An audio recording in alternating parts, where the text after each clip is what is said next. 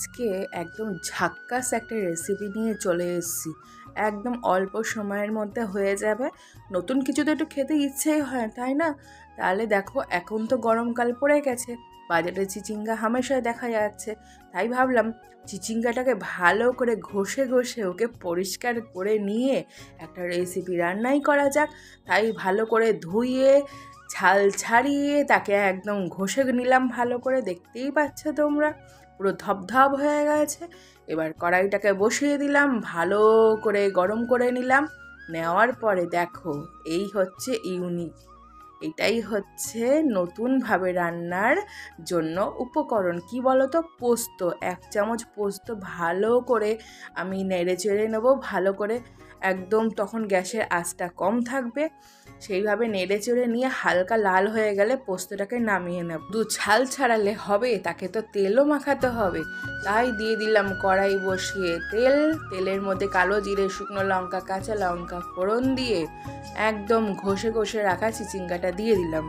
তারপরে দিলাম, তাকে এবার তো সাজাতে গোছাতে হবে, তাই না? তাই জন্য দিয়ে দিলাম নুন, হলুদ, আর দিয়ে ভালো করে ওকে নাড়াচাড়া করলাম। করার পরে দিয়ে দেবো একটু মিষ্টি। মিষ্টি তো বস দিতেই হবে, না দিলে তো ওই স্বাদটা ঠিক ভালো লাগবে না খেতে। আমরা বাঙাল বস, মিষ্টি তো লাগবেই। আর সাথে দিয়ে দিলাম একটু ধনে গুঁড়ো, সামান্য ছিটে ফোটা ধনে গুঁড়ো দিয়ে আবার ভালো করে নেড়ে চুড়ে নিলাম। নিয়ে একটু সামান্য একটু জল দিয়ে দিলাম, যাতে ভালো করে মাখা মাখা হয়ে যায়। দেখো সুন্দর করে মাখা মাখা হয়ে গেছে আমার।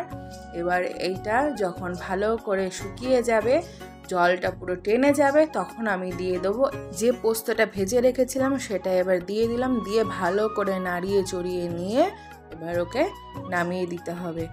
এইভাবে বন্ধুরা খেয়ে দেখো, গরম ভাতের সাথে ফিদা হয়ে যাবে খেয়ে, গ্যারান্টি পুরো। দুর্দান্ত টেস্ট লাগে। নতুনভাবে তো ট্রাই করতেই হয় কিছু, সবসময় একঘেয়ে রান্না খেয়ে আমাদের মুখের অরুচিও চলে যায়। তাই জন্য এইভাবে রান্না করে দেখো, ভীষণ টেস্টি লাগবে খেতে।